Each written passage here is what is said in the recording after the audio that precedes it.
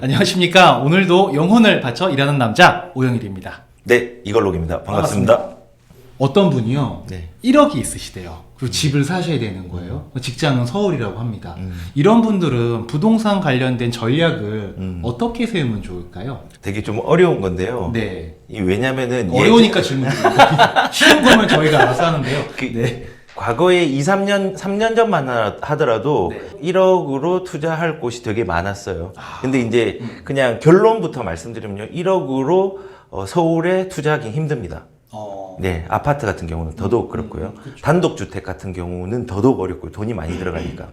근데 이제 이때는 어떻게 해야 되냐면요. 투자에서 가장 안 좋은 게 정말 많은 돈을 내가 내 자가에 깔고 앉아 있는 게 제일 안 좋은 거예요. 근데 이제 여기서 1억이 있다고 하면은 1억으로 할 수 있는 비규제 지역이 있거든요. 비규제 지역에 1억과 더불어서 대출도 자유롭고 세금의 관계도 조금 원만한 지역들이 몇 군데 있어요. 뭐 군포라든지 아니면 안산 같은 경우도 지금은 조금 이제 조정이 아닌 가격이 좀 올라가는 시기거든요. 뭐 그런 지역들은 1억에서 조금 돈을 더해가지고 거기에 투자를 하시고 거주는 별도로 하셔야 돼요. 근데 이게 1억밖에 없으면 예를 들어서 1억도 아마 이제 뭐 30대 중반 정도 된 맞벌이 부부들이 바짝 모으면 현금 1억 정도 생기거든요. 그러면 그 1억으로 안산에 투자를 해놨어요. 나 직장은 서울이에요. 서울 출퇴근을 해야 돼요. 그럼 서울에 집을 하나 얻고 싶잖아요. 전세나 거기 비용을 낮춰야죠. 전세자금 대출을 이용해가지고 낮춰야죠. 그래서 저는 개인적으로는 투자를 할 때는 거주 목적과 투자 목적을 합치면은 이게 이제 이동이 어렵잖아요. 내가 지금 이사를 해야지 현금이 생기는 거잖아요. 그게 아니라 거주와 투자의 목적을 별도로 해서 젊은 사람이라면은 투자처를 한 개 해서 그 종잣돈이 계속 돈이 굴러가게 만들어야 되고 자기가 거주를 하다가 어느 정도 돈이 쌓이면 계속 갈아타기를 하면서 불려야 되거든요. 그래서 이제 1억이 있다면은 뭐 1억으로 서울에 투자를 하는 게 아니라 1억으로 투자를 할 수 있는 투자처를 이제 조금 비규제 지역이나 조금 외곽 쪽으로는 가야죠. 근데 이제 여기서 이제 주의할 게 있죠, 사실은. 뭐 예를 들어서 그냥 싸다고 무조건 다 들어가는 거 그건 절대 안 돼요. 절대 안 돼요. 예를 들어서 그 서울 같은 경우는 일자리가 풍부한 지역이 있어요. 예를 들어서 강남, 그 다음에 여의도, 그리고 종로, 여기랑 연결이 잘 되는 지하철이 어딘지를 한번 찾아보고. 이게 흔히 말하는 역세권이네요. 그렇죠. 역세권이죠. 다 이게 통용되는 건 아니고 별도로 다른 것도 있어요. 다음에 한번 영상에서 별도로 한번 얘기를 드릴 건데 일단은 지하철이 연결이 잘 되는 지역이고 그 지하철도 순위가 있어요. 예를 들어서 6호선하고 9호선하고 어디가 더 좋아요? 1호선. 9호선이 황금 노선이에요. 일자리를 연결하는 거예요. 6호선은 강북을 연결하는 거고요. 9호선은 강남권에 있는 강남, 뭐 여의도, 그다음에 반포, 서초, 마곡, 그다음에 김포공항까지 연결을 시켜주는 거예요. 그래서 그런 일자리랑 연결되는 데서 기존 아파트 중에 저평가된데 뭐 이런 데를 찾아야 돼요.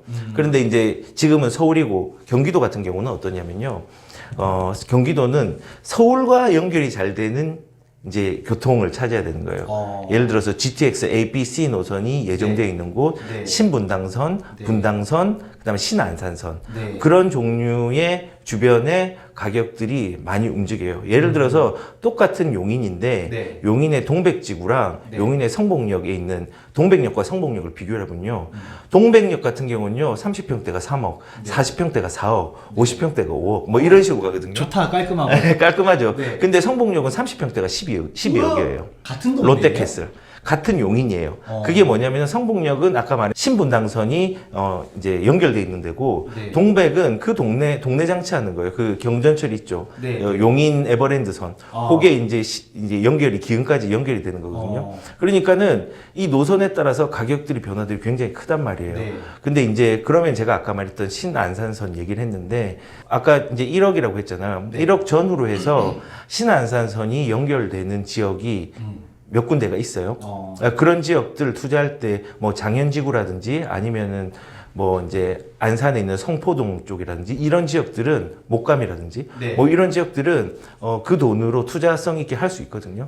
그래서 저는 개인적으로는 서울의 직장이면은 투자는 별도로 생각하고 그 다음에 이제 돈이 좀 적게 들고 투자를 할 수 있는 데를 찾고 자기는 전세나 조금 이제 전세는 목적이 아니라 수단이 돼야 돼요. 네. 집을 사기 위한 그런 수단으로 그냥 직장 다니는 수단으로 사용하시고 돈이 불러지면은 이제 하나씩 갈아타면서 올라오시면 돼요. 아, 이게 이렇게 거주와 투자를 네. 분리해야 된다는 게 되게 진짜 중요해요. 포인트네요. 그렇죠. 근데 대부분 많은 분이 진짜 저도 그러는 것 같은 게 내가 일단 살고 싶은 살면서 집값도 올랐으면 좋겠어요. 근데 이렇게 생각하면은 선택의 폭이 좀 좁아드는 거네요. 우리나라에는 투자할 곳들이 여러 군데 있을 텐데 그렇죠. 꼭 내가 살고 싶은 곳이 투자 가치가 없을 수도 있으니 그렇죠. 별개로 생각을 해야 된다라는 거예요. 그렇죠. 그리고 이런 생각도 하셔야 돼요. 예를 들어서 그냥 결과만 얘기해 볼게요. 선택을 한번 해보세요. 네. 자, 돈을 5억을 벌었고요. 네. 돈을 한 2억을 벌었어요. 어떤 게 잘한 거예요? 5억이요. 저는 2억이에요.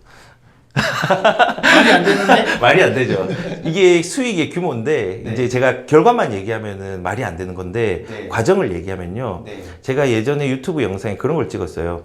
음마 아파트가 2017년도에 가격하고 지금 팔았을 때의 수익하고 네. 저기 이제 조금 외곽지에 있는 수익하고를 지금 네. 비교를 하면은 수익 자체는 음마 아파트가 5억 이상, 6억 이상을 벌거든요. 근데 큰 돈 10억이 들어가야 돼요. 네. 10억 이상이 들어가야 되는데 제가 말한 2억 번 데는 6천만 원, 7천만 원이 들어가 가지고 2억을 번 거예요. 그럼 수익률로 치면 수익률로 치면은 이제 후자가 훨씬 나은 거죠. 그럼 예를 들어서 내가 10억이 있을 때 음마 아파트 한 개 갖고 있었으면 5억 버는 거고 네. 그 10억으로 말씀하신 6천짜리, 7천짜리 했으면은 네. 또 여러 개를 살 수 있어 물건은 여러 개를 살 수 있을 거잖아요. 근데 그건 예전에는 여러 개를 사도 문제가 없고 했는데 지금은 여러 개를 사면은 중과세가 되니까 조금은 따져봐야 될 게 있고요. 제가 그 예시된 거를 한 개를 뭐 PT로 예전 영상에 만들었던 네. 걸 보여드리면요. 네. 한 1년 전 자료긴 한데 네. 여기 유명한 부동산하고 유망한 부동산이 있어요. 우리는 사람들은 생각할 때는 이런 그 유명한 부동산이 돈을 많이 번다고 생각을 하지만은 네.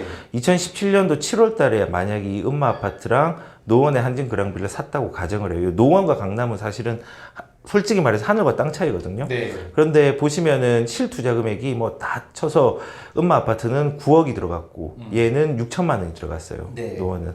그러면 일단은 9억이 들어가고 실투자 금액이 14배 이상 들어간 거예요. 네. 근데 보시면은 음마 아파트는 5억이 상승했고 노원은 1억 8천 정도가 상승했어요. 네. 사실은 이렇게 보면은 음마 아파트가 돈을 더 많이 번 것처럼 보이잖아요. 네.